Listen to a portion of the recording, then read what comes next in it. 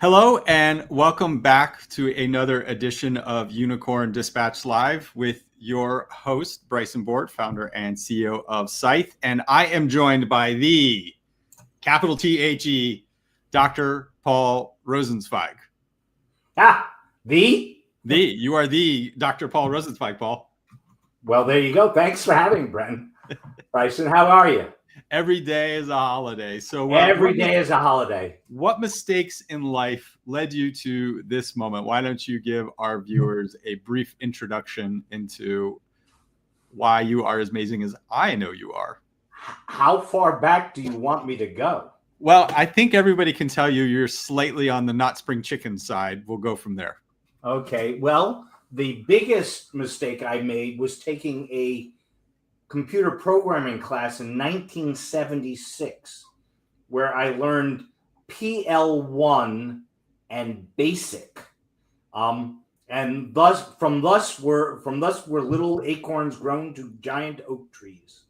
If you fast forward to 2005, which was 30 years after that, when the U.S. government was trying to develop cybersecurity policy for the first time, when we were just starting to realize all the critical infrastructure problems, there were very few people who were A, lawyers like I was, B, policy people like I was, and C, had actually spoken about and talked about computer programming at any time in their lives. So that led me to that, to being a cybersecurity law and policy person in government. And that was 20 years ago, and now I'm here. So 76, 2005, 2025. That's my timeline. Well, why don't you highlight a little bit more about some of the really interesting things you have done inside the U.S. government? Okay, well, that's a good one.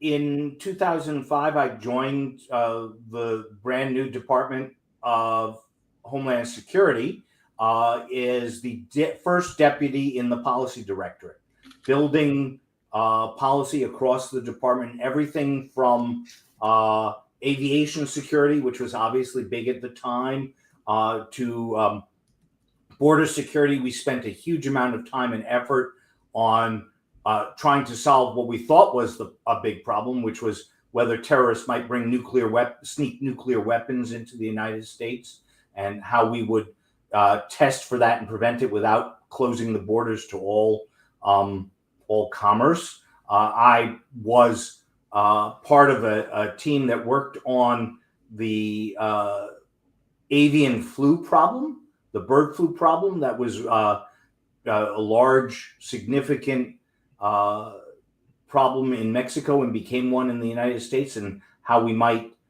deploy federal resources to mitigate that problem, which of course became useful 15 years after that when we applied the same lessons to COVID.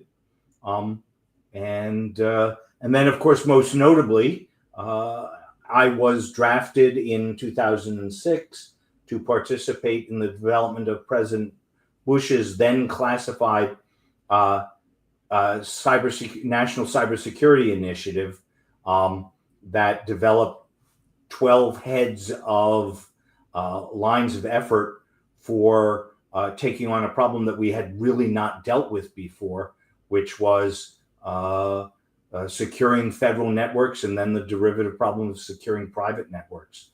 And those lines of effort were everything from taking control of access points in the federal network to encryption problems. One of my favorite stories from that time is back in 2006, literally every federal component had its own contract for and access to the internet. So the Department of Agriculture station in Boise, Idaho, would have a separate internet access point under its contract with, I don't know, PacWest or Verizon, whoever it was.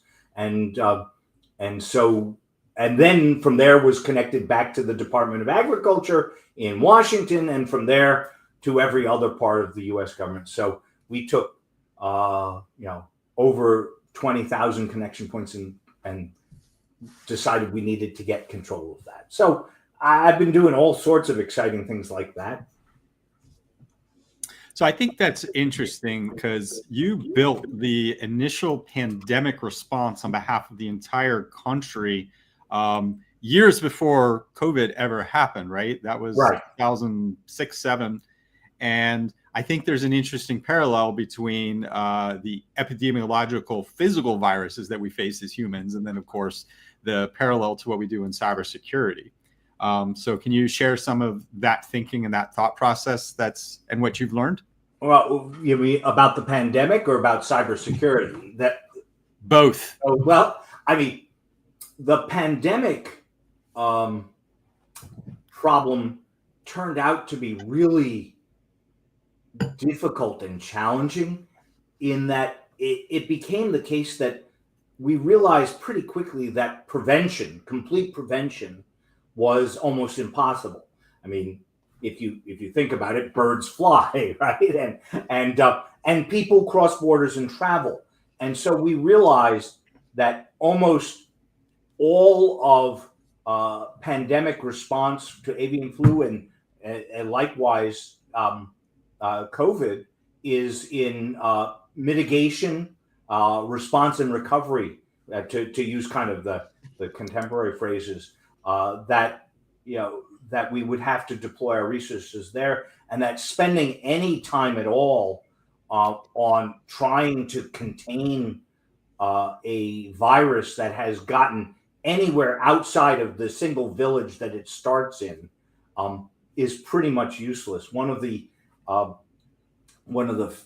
most salient facts that we kind of learned back then, which is still true today in the physical realm, is that the social distance from New York to Hong Kong today is 1/10 the social distance between New York and Los Angeles on the day that the first railroads were initiated. So there is the interconnectivity of the physical world is so great that pandemic spread, preventing pandemic spread is very, very difficult.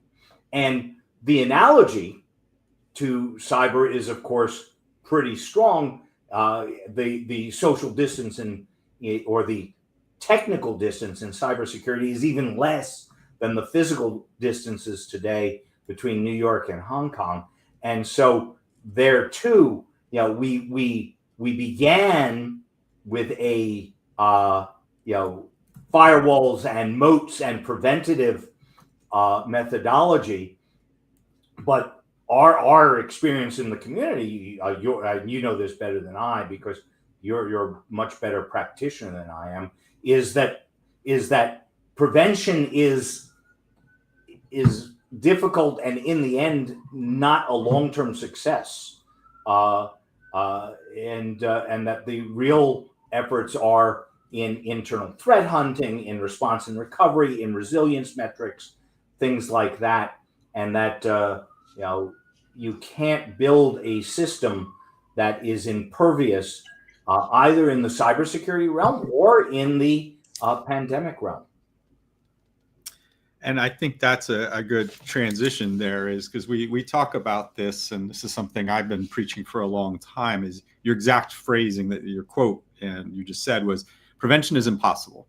It is impossible to prevent the spread of a virus with the way society is built. And it is impossible to prevent a breach or the initial infection in the cybersecurity world because of the way that our networks are built. And so this is why, while we psychologically are held up on the fear around prevention, nobody wants to get sick, nobody wants to get breached, but it's inevitable. And that's why the response, right? And so when you talk about what you were writing for DHS about 20 years ago, it was the response to a pandemic, and how companies and organizations now look at it is the response, or should look at it, is how do they detect and respond to that same thing inside of their perimeter. I think that's right. I would add one other lesson from there that what you just said kind of reminded me of, which is that one of the gravest challenges for people in our position, either in the pandemic or in the cybersecurity realm, is risk communication. Because even though complete prevention is impossible, everybody outside of our field expects that to be the reality. You can't tell a congressman that it's impossible to completely protect the DoD networks. He'll say, "Why not, Mr. Bart? You just got to do that." You can't explain to the general public that some degree of risk is inevitable. We have a grave problem in communicating about risk in the real world to people who don't understand that the real world is a dynamic, complex, stochastic environment. One of my favorite stories about that, if you'll indulge me, is you'll recall that in, I think it was like 2005 or 2006, there was a bombing in the London Underground, and some terrorists left bombs in the underground, and they were eventually caught and identified using CCTV. But Secretary Chertoff, for whom I was working at DHS, was asked by Senator Chuck Schumer from New York, what are you going to do to prevent the terrorists from bombing the New York subway system? And we did a little research, and I offer this as a test question. How many separate entrances do you think there are to the New York subway system, Bryson? I would guess hundreds. You would be off by at least a factor of 10. There are tens of thousands, probably low tens. And so Secretary Chertoff gave the right answer, which is, well, we can't guarantee that it won't happen here, because I can't set up magnetometers and police checkpoints at each of the 8 to 10,000 entry points to the New York subway system. That was the right answer, but it was the wrong answer, and we soon got yelled at and explained that if we didn't want to see the Department of Homeland Security budget reduced to zero, we then went on with, okay, we're going to deploy roving Viper forces to do random checks, and we're going to deploy a sophisticated algorithmic deterrence model for developing a prediction of, and it was all, it's of some value, but it was mostly responding to the lack of an understanding about the impossibility of reducing risk to zero. Just can't be done. So from that perch, there has been a substantial shift in how the U.S. government with the new administration is approaching this within an overall framework. And that's why I thought you were uniquely qualified to talk on this one. You were in a Republican administration. You ran you worked the Homeland Security side of it, and cybersecurity is a subset of that, because as I always talk about, cybersecurity is national security, and you were responsible for the overall national security remit, hence the the viral pandemic response that you wrote on behalf of the government. So what's happening? What's changing? What can we expect? There is chaos, as one would expect with a new administration. This one has more chaos than average for various reasons. And within all of this is our nascent abilities that we've been standing up in the U.S. government. Hence, SCYTHE was born about 6 years ago out of NPPD, being promoted from a director to an agency. What's going on? Well, I guess the A answer is it's hard to predict, because this is an extremely unpredictable administration. And the more so, I think, in cybersecurity, because let's be honest, this is probably an area where the president and his advisors have not really given a substantial focus. So we're just like one Laura Loomer tweet away from a radical change in policy in either direction. But that having been said, I think you can outline probably 4 or 5 different trend lines that are already apparent that I think are going to play out over the next few years under the Trump administration. The first is very clearly there's going to be fewer resources devoted to cybersecurity. You know, the budgeting cuts that we've seen through DOGE, the rescission cuts that are coming out, the reductions in CISA's budget are all pretty significant. And so there's going to just be less available. This will be particularly felt in areas where there are direct concerns that President Trump has, in particular election security. He doesn't like that. That's going to go to zero in the federal government.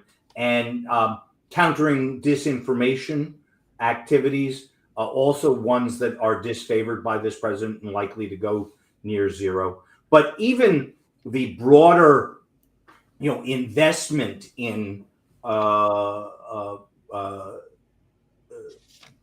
coordination, standard setting that CISA has been doing for the last 6 years is going to take a real hit with fewer dollars, fewer people, a bit of a brain drain as well off the top. The second piece is going to be that there's going to be a commensurate reduction in public-private partnership information sharing stuff that is likely to have a direct impact on private sector actors. And that's going to come in a couple flavors. The first is that the reduction in resources means that there's just less information being collected that is of value to share. The second is that the broader and generally acceptable ideas of information sharing amongst public-private partnerships are going to get mistakenly, in my view, commingled with the disfavored parts of information sharing. You can see that, for example, in Rand Paul has proposed a renewal of the Cybersecurity Information Sharing Act of 2015, which expires this year. He wants to add onto it a prohibition on sharing any information about countering disinformation and thought policing. Now, how you parse that apart, technically going to be very difficult. The politics of it also very difficult. So that's going to be challenging. The third aspect of this information sharing reduction that I'm already seeing is that, and it's very sad to say this, but increasingly the federal government is not seen as quite the trusted partner that it used to be. There is some increasing fear or concern that some of the information that had previously been shared that people thought might be right or might be wrong, but it wasn't with the thumb on the scale of bias, is now getting a little bit of that bias, mostly bias by omission, but at least a couple of the clients that I consult with have expressed a view that they are not sure that all of the, and I'm going to have to name that all of the anti-Russia information that used to come through, or the Russia information, is coming through now because people are afraid to say bad things about Russia in an environment where the president has a positive view of Russia. So the second big thought is a challenge in information sharing. I got 3 more, but I can stop there if you keep going. I mean, why don't we go through the whole list? And I've been taking notes, so I will come back through each of them with pulling out the details. Okay, well then, number 3, and this is going to be a long-term problem, is less research, right? The defunding of research in America's academic institutions. You know, the headline that everybody is reading about, of course, is things like defunding cancer research and stuff like that. But the the next line down, the one that people don't read about, is defunding all sorts of other types of research and activity that are of great value. One of which is going to be the research into cybersecurity, programs and novelties. I saw, for example, a proposal to defund a lot of post-quantum encryption research that NIST had been providing funding for. Whether that winds up being the case or not, I don't know. But if we don't fund post-quantum encryption research now, we may not have effective post-quantum encryption responses next year or the year after. Layered on top of that, of course, is that there's a general distrust of foreign research now, and a kind of insularity to American research that is falling around American research. Lord help you if you want to collaborate with a European, much less a person of Southeast Asian or Chinese descent in any of the research. So research is going to be diminished substantially. You can predict as well that that's going to also lead to a shortfall in the most sophisticated and trained new personnel that would be the kind of creativity thought leaders of the next generation. So that's a big one. Number 4, I don't know about you, but I don't know where we're going to settle on China. Sometimes we settle good. We're going to make peace with them, and they're going to sell us TikTok. At least that's today's news. But sometimes we're like, anybody who has engineers who work in China is suspect. That's Microsoft and the DoD connection. I don't know where we're going to settle up. What I do know is that at the same time we are reducing our investment in cyber defenses at the federal level, and unrelated and diminishing our collection of cyber intelligence, the president is incentivizing confrontation with a peer opponent, China, where the one area in which they are most competitive with us, most able on the global scale, is in the digital domain, broadly writ. They have lots of great engineers, lots of great technicians. They know a lot about what they're doing. And so, we're ramping up the risk level at the same time we're ramping down the investment level and the response capability levels. That's not a good thing. And then finally, a lot of cyber security related things will I think in the end fall under the broader umbrella of the broad tariff economic confrontation style of the current administration. India is now under a 50% tariff. Right now, it does not, I don't think, impact digital goods, but it will. And that means, everything from losing the backroom call centers to losing access to all the Indian engineers who've been part of developing a lot of the programs and responses that we have.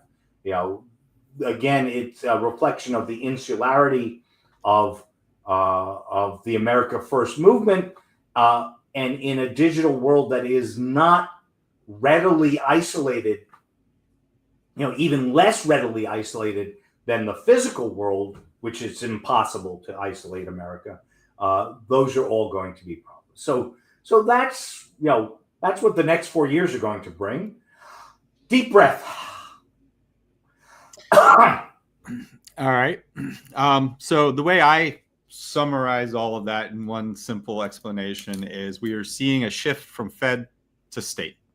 The things that we have funded, the things that we've built up at the federal level, for example, CISA and other components, are now being cut. And it is not a question of there being a project or goal view to it other than we're not doing it. It is not a federal thing. We are not funding it, which means it's incumbent on the states to now pick that up. Or the private sector, I would say. Or the private sector. But I'm thinking in terms of inherent governmental function. Yes. There are inherent governmental function to the national security through cybersecurity this country needs to have. And the states are now going to be the ones who have to pick it up, if anyone is going to pick it up on that governmental perspective. Certainly, you could make an argument, and I've made this before, that the private sector is actually a lot more stronger and effective, in fact, in our national security of cybersecurity. The Microsofts, the Googles, the Verizons, the ISPs are the ones who literally control the wires, do most of those things. And so they are able, through their own economic choices, to make security choices on behalf of everything. So there is certainly a release valve there for the federal to the state problem, which is not being planned. It's just already done. And the states are going, wait a second, what? So that's it really reminds me very much, and this was an analogy that I have been meaning to trial. So you're the first to hear about it. But it's almost all of you are the first to hear about it. Look at this. Paul is dropping fresh global knowledge. Well, it's almost exactly what is happening in the physical world in disaster response with the disempowerment of FEMA. Right? FEMA has had a significant and substantial role in coordinating state and local responses to natural disasters, adding some federal resources, but for the most part serving as an umbrella to bring in all the possibilities from everywhere else. And all of a sudden, FEMA is stepping back under the leadership of this president, and the roles are devolving to the states, who are sitting there saying, what can we do? And part of the reality is that the states can't individually do it by themselves. Mississippi can't respond to a hurricane by itself, and Mississippi can't respond to a cyber incident by itself, probably. I mean, it depends on the size. So the states are going to have to recreate a FEMA-like institution for coordinating natural disaster response, where the governors all have an executive directorate that coordinates bringing in the National Guards and bringing in the EMS responders from Virginia and the electrician repairmen from Minnesota. And likewise, I think they're going to have to do the same thing with circling the wagons and collectivizing state-based cyber responses to the inherently governmental part of the response. Tariffs. It's really interesting that you brought tariffs into it, because, of course, tariffs have dominated the news as everybody is wondering and concerned about the potential economic impact. I mean, that's straight economic decision making, but you brought it up within the context of cybersecurity. So you gave a couple of examples. How do you see tariffs impacting this country's approach to cybersecurity? Well, let's start with the assumption that the president's tariff authority is approved in part, right? I have a suspicion that the Supreme Court may not do so, but let's kind of bracket that and say, what would a world with tariffs look like in the cybersecurity realm? And that sort of reminds me of the impossibility of trying to regulate encryption technology in the Clipper chip, right? I That's remember going the back. Clipper. Well, yeah, that's going back. We 30 can't go years. dark from law enforcement. Yep, that's going back 30 years, and it was an effort to impose export controls on Clipper chip technology, encryption technology, that proved in the end pretty unsuccessful because ideas are just bits and bytes on wires. They aren't hard things like tanks or steel or any other sort of widget that can readily be limited. And so import controls, tariffs on cybersecurity will only impact those people who play by the rules, the good guys. Who, I mean, if there's a tariff on a particular type of cybersecurity software or hardware that you want to deploy, Bryson, you'll pay the tariff because you're a good guy. You'll import it legally. You'll spend the money. Your prices will go up, and and the cost to your clients will go up. The bad guy over here, he doesn't pay the tariff. He will never have a tariff on any of the things that he brings in, whether it's the good stuff that you want or the bad stuff. And so the long run impact of tariffs is simply going to be to increase the price advantage that defenders have. We can talk about what their economic advantage is right now, and there's lots of discussion about how they only have to be right once, we have to be right all the time, and we spend a lot of money, and what it's going to increase the value of is responses, right? Because it will likely make breaches more frequent. Well, my prediction: tariffs will make breaches more frequent, and that will mean that responses to breaches will be more frequent, and we will need to do them better, quicker, faster, cheaper, all that sort of thing. So actually, tariffs will probably help you, Bryson, because you'll get more clientele and more money. I would rather not get clientele because things get worse. No, I didn't say it's a good thing. And I don't think it matters. Kind of. I mean, some things I guess you could change the angle of getting worse, but it is just all getting worse. I mean, as Andreessen said, software is eating the world, and software is what is leading to this. We are going function first, and security some number way below number one on packaging and on the back end. All right, so that's tariffs. Now, just imagine if there was really a 50% tariff on some piece of software that was developed, say, in India or the UK, that it would be vital to deploy here in the United States. And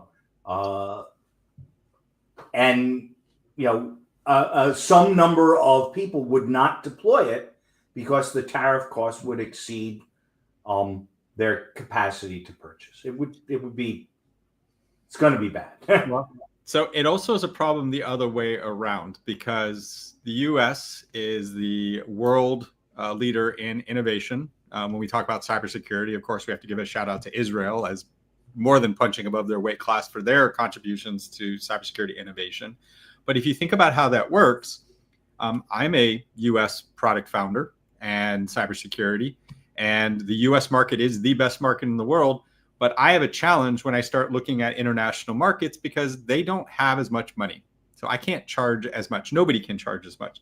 Now, on top of that, make an already expensive product from the core of innovation more expensive, and it becomes more out of reach, which now you created arbitrage. So there is going to be an international requirement to fill the gaps of innovation in that space from outside the United States. So it is going to incentivize others to come into that. And we've already seen an example of that, because that's a part of the Chinese strategy in terms of how they have used Huawei subsidized to gain access into other countries' infrastructure, because they are the cheapest option. That's exactly. I gave a talk about some of this in Denmark the other day. Well, not the other day. It was A few months ago. Yeah, a few months ago. And one of the things I told the Europeans was that in order to kind of fight the Chinese arbitrage, they were going to have to stand up and invest more money in enhancing their own ability to do the innovative work, to do standard setting, product development. And that probably means that Europe's going to have to take a less regulatory approach, because their regulatory structure has, historically stultified innovation somewhat. But if they're smart about it, they will see, America's economic isolationism as an opportunity to do in the cybersecurity realm essentially what they've done in the data privacy realm, which is, take the lead in defining the good Western standard and make everybody else build to it, which is how data privacy is running more or less across the globe, at least in the free world now. And I suspect we are losing the opportunity to do that in the cybersecurity realm all of a sudden. So China and Russia. Yeah. China and Russia are our two biggest adversaries, and they are adversaries. Russia has been, this is what happened in 2016. You mentioned election security. The Russians got caught directly meddling through disinformation. And Russia Small Group out of Maryland and NSA Cyber Command was formed as a response to that. For those of you who are interested in more, when I was a senior advisor to CISA, pulled together a panel at DEF CON in 2020 where we had all of the different federal agencies talk about all the work they've been doing since 2016 to secure the election. So I don't want to go down that path. Then we have China. Whereas I look at Russia as a hurricane, China is climate change, global warming, slow, methodical, and boiling the frog and the water. What are we doing? Well, I think your characterization is actually quite accurate.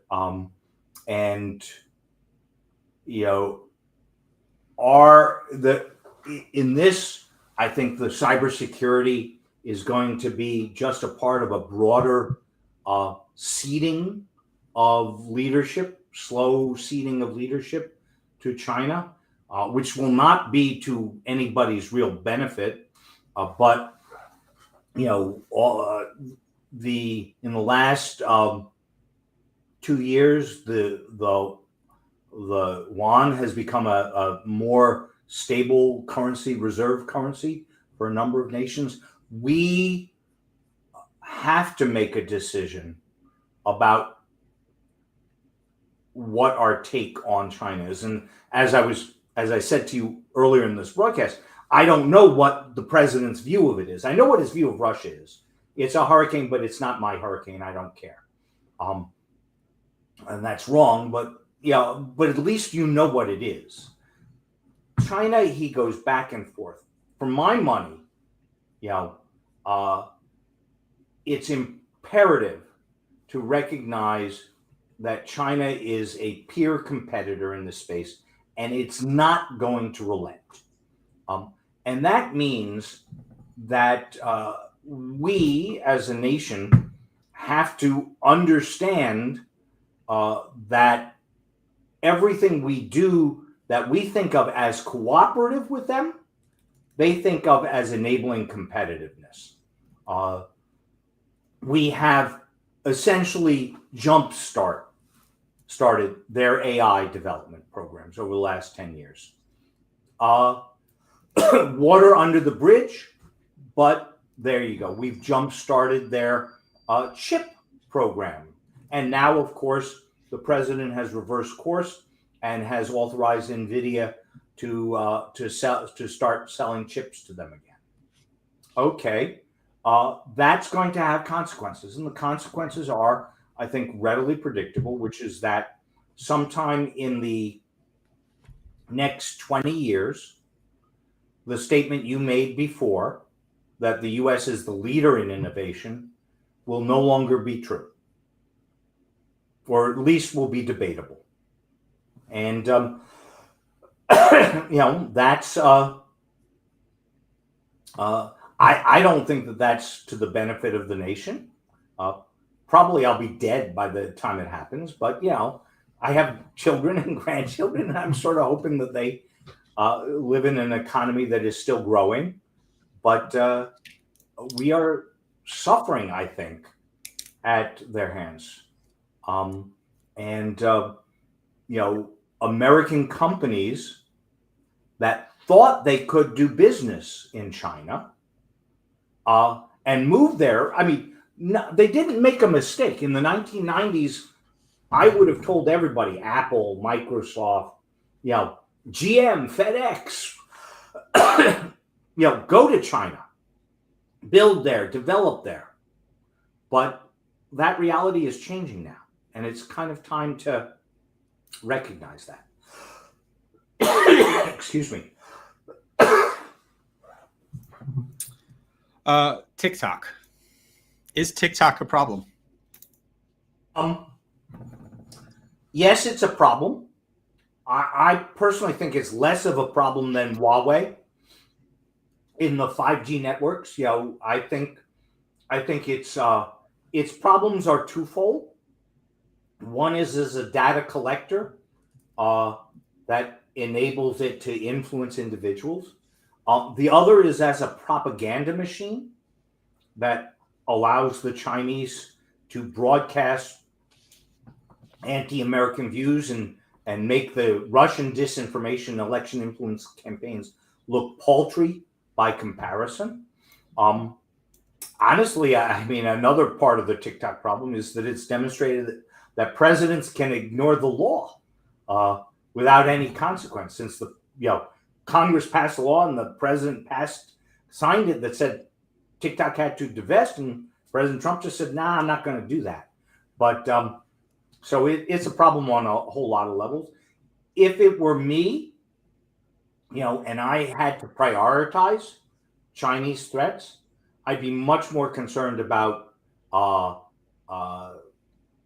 Chinese hardware in networks, Chinese knowledge of significant operating system coding, Chinese intrusions like the Typhoons. The Typhoons, all the Salt Typhoons things.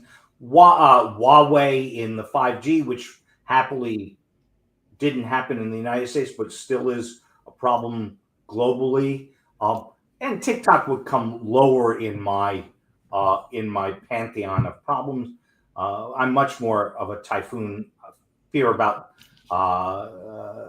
Typhoon. I mean, it's more. I'm more worried about them being inside of our critical infrastructure and the possibilities that comes from than I am about them being inside my granddaughter's head, where they are. So when I worked this problem through DoD and with CISA, one of the challenges we had years ago was who's going to trust the U.S. government?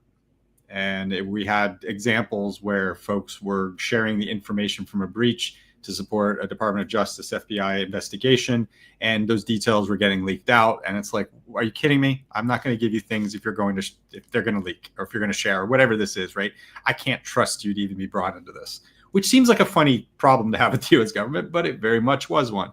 And I thought we had got past that, but then you raised the issue that you thought that with this current administration, we were losing trust with information sharing and collaboration. Where do you see that private-public partnership now failing?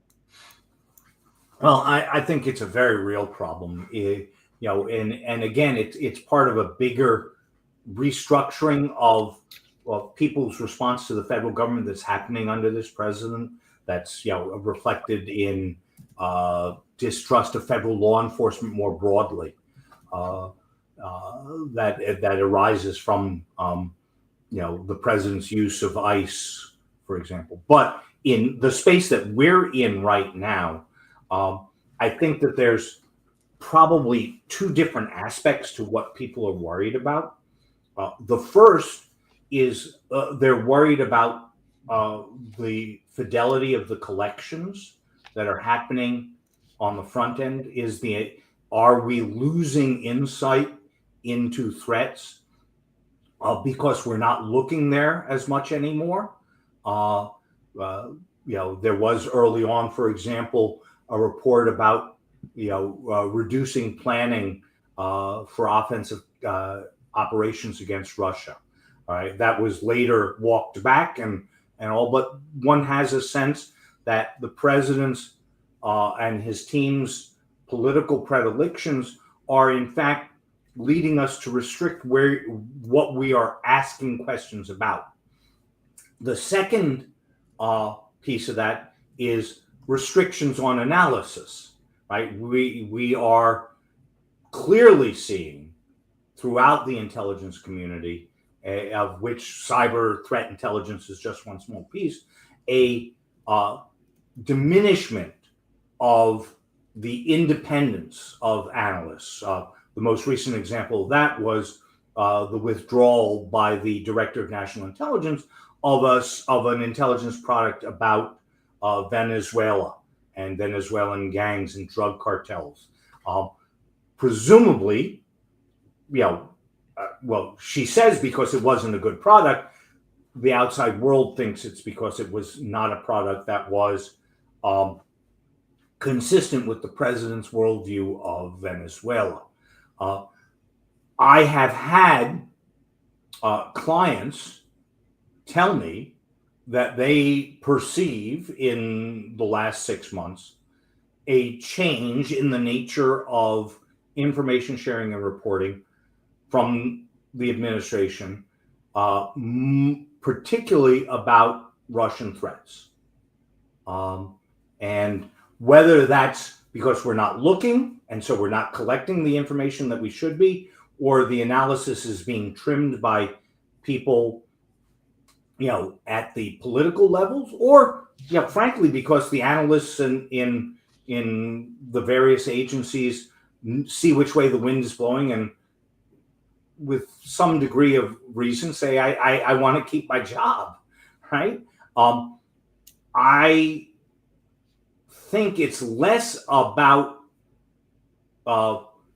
worrying about information that the private sector will give to the government, though that is going to be the next phase of the problem. But right now, the problem I see is lack of reliance on information that the government is sharing with the private sector. I can readily imagine that the next step will be that if the private sector starts sharing information that is inconsistent with the president's political priorities, that too will either be disregarded or improperly disseminated, as the case may be. It's a tragedy, I think, that the way that things are shaking out now, there's just an increasingly lower degree of trust in federal systems across the board, and of which cybersecurity is a significant but not exclusive piece. What ties into that are the laws and the regulations that push collections and data sharing. So in that, you mentioned SCYTHE earlier, which is up for renewal from 2015, that CISA is now the holder of. The U.S. government has been funding the ISACs, the Information Sharing Analysis Centers, in the multiple verticals, and I believe the funding for that has been cut. So that is no longer going to be federally funded. For the finance ISAC, you probably don't care and you're good to go. But if you're the water ISAC or the municipals ISAC and some of the smaller ones that have members with less money, this is probably the end. Right. So Let's change it from what is happening, because we all agree, we know that there's going to be less. You get to wave your magic wand, Paul. How would you like the U.S. government to regulate and drive information sharing the way we've been talking about it for decades? And everybody says that, and it's the most bullshit thing that anyone says, right? If we shared more information, no shit if we shared more information. But there's reasons we don't. There's reasons it's hard to do. Putting your White House hat back on. Jesus. Solve the world's problems and world hunger. Go. You have 5 seconds. I got 2 minutes to solve world hunger. One of the things that I think the Biden administration was very successful with in the non-cyber realm was its push to more readily declassify information in a way that had direct, immediate impacts. And I'm thinking, for example, of the intelligence that they released right on the eve of the Russian invasion of Ukraine that demonstrated that the invasion was coming, and finally, was able to convince Zelensky that it was actually going to happen, and the stream of such intelligence that energized and enabled the Ukrainian response. I thought that was very innovative, and that a lot of that information that was disclosed would have previously been held close to the vest by the intelligence community on a sources and methods rationale. I am firmly of the view that there are fewer real secrets in the cyber realm than we think that there are, and that their half-life is a lot less than we think they are. And thus, I have for a long time been of the view that those who collect cyber threat intelligence information could much more readily declassify and share a lot more of it. And that if the federal government were to do that, that would incentivize a greater willingness on the part of the private sector to reciprocate with that intelligence information. Somebody has to show their cards first. And if I could wave my magic wand, it would be NSA and CISA. And that, vulnerability disclosure, threat disclosures would happen at a much higher frequency rate and with a fair amount more detail. I'm not a screaming Mimi, an idiot. I understand that there are things like in the tailored access office that we really shouldn't be telling everybody about, but there's a lot less of that, I think, than there is than the people who hold the cards like to tell you there are, and so that would be my hand waving, is to put more below the tear line, if you will, than we have in the past. And my model for the success of that, without apparently an appreciable diminution of our ability to collect intelligence about Russia, is the Ukraine model. So I'm going to pull one question from the audience. This is the only question we can fit in before we close out. And it's tied to regulation. Do you believe several cybersecurity laws passed by the states that provide protection for small organizations experience a data breach would be helpful? So he calls out the Texas Bill 2610. I don't know what that is, but I obviously don't know that either. Look, I think that one of the lessons that we've learned from data breach and data privacy legislation that would definitely be useful in the cybersecurity realm is safe harbors for doing the right thing. Broadly speaking, whether it's data breach notifications or reporting cybersecurities or fessing up to your own vulnerabilities, if we give people who are trying to do the right thing safe harbors from liability, from response, and obviously this can be abused, right? People, do absolutely nothing and then try and come in under a safe harbor. So it actually requires a thoughtful kind of structure of defining what that safe harbor might be. But if the Texas law incentivizes small organizations that experience a data breach to report those and remediate those without, and gives them the incentive of avoiding having to pay, tort lawyers money, I would be for that for sure. Okay, so you made mistakes that got you on this webcast with me. Sorry for that. And what were the final thoughts you would like to leave our audience with? I think the final thought I would leave you with is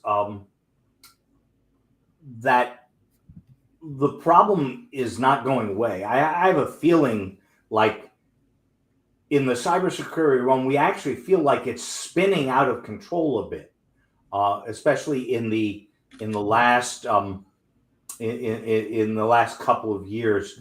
And what it's going to take, if the federal government is stepping back, what it's really going to take is the creation of voluntary private organizations, perhaps state-led, perhaps led by the effective private sector actors that you were talking about, Bryson. But somebody's going to have to step into the realm, into the role, because if they don't, then that's just going to increase the delta between attackers and defenders in a bad way. So now's the time for all good men to come to the aid of their country. That's my final thought. That's a very poetic ending.